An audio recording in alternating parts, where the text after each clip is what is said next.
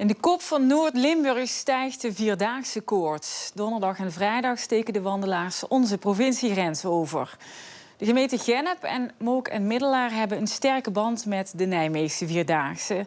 Zo sterk dat het bijna een Limburgs feestje wordt. Zeg maar gerust, stilte voor de storm. Overmorgen, dan komen ze met z'n duizenden door Hartje Gennep. Er wordt muziek gemaakt, er wordt uitgedeeld, er wordt gejuicht, er wordt geklapt. Zeker voor die 50 kilometer wandelaars, die zijn hier ongeveer op de helft van de derde dag en mogen dan nog 25 kilometer door. 45.000 fanatieke wandelaars aan de start.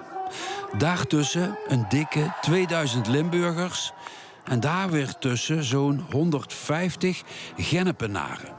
Als het even meezit, wandelen die allemaal in hetzelfde shirt. Mooi is die, hè?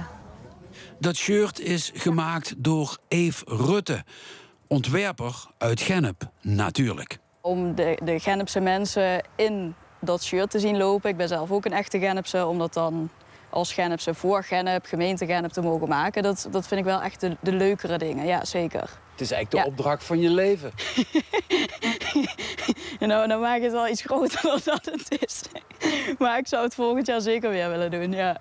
Ivo en Henriette lopen hem helemaal uit. In ieder geval op wilskracht ga ik het zeker lukken. En de laatste paar jaren lopen we dus ook echt door Gennep, door het centrum van Gennep heen. En dat is natuurlijk wel mooi als Gennepenaar.